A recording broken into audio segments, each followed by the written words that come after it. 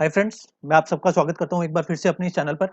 आज जिस टॉपिक पे हम बात करने वाले हैं वो है जैसा कि आपको पता होगा, आपने सुना होगा किसी से कि कोई कहता है कि मार्केट कैपिटलाइजेशन के ऊपर डिसाइड होता है कि कौन सी कंपनी स्मॉल कैप है, कौन सी कंपनी लार्ज कैप है, कौन सी कंपनी मिड कैप है या फिर कौन सी कंपनी माइक्रो कैप है।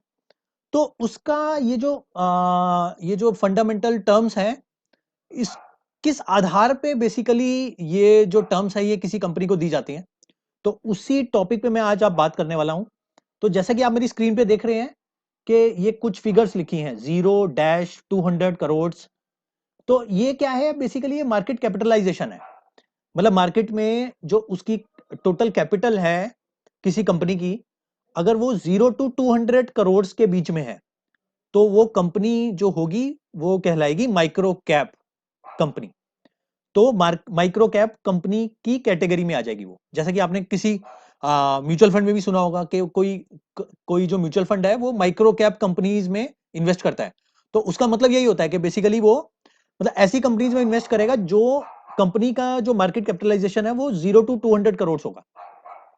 तो आगे देखते हैं, अगर वो जो मार्केट कैपिटलाइजेशन है वो 200 करोड़ से लेके 2000 करोड़ तक होता है, तो उसकी जो कैटेगरी होती है वो माइक्रो कैप से चेंज होके वो स्मॉल कैप हो जाती है। तो आपने जैसे फंड भी सुने होंगे कि कोई स्मॉल कैप होता है। तो स्मॉल कैप जो म्यूचुअल फंड होता है या कोई भी स्मॉल कैप कंपनी होती है, उसमें वही जो कंपनीज हैं वो आती हैं जिनका जो मार्केट कैपिटलाइजेशन है वो 200 से 2000 करोड़ के बीच में। आगे चलते हैं, mid cap. Mid cap companies में क्या होता है, जो उनका मार्केट कैपिटलाइजेशन होता है वो 2000 से 4000 करोड़ के बीच में होता है। तो ये भी म्यूचुअल फंड के लिए भी एप्लीकेबल है, जैसे मैंने आपको ऊपर बताया। और लास्ट कैटेगरी जो है वो 4000, सॉरी 40,000 नहीं है, ये 4000 है। 4000 करोड़ प्लस, तो वो आएगा, उसकी जो कैटेगरी होगी वो लार्ज कैप होगी। तो इसमें क्या है कि जैसे जैसे जैसे आपने ये बड़ी बड़ी कंपनीज देखी हैं, रिलायंस हो गया, टीसीएस हो गया, इनका मार्केट कैपिटलाइजेशन बहुत ज्यादा है। तो उनका जो मार्केट कैपिटलाइजेशन है वो मोर देन 4000 करोड़ है, इसलिए वो लार्ज कैप कंपनीज कहलाती हैं।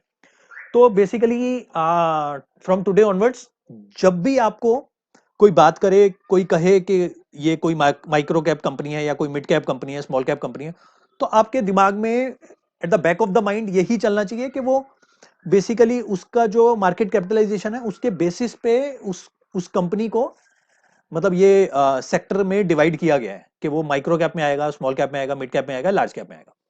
तो दैट्स इट। होप आपको वीडियो पसंद आया होगा। Thank you so much.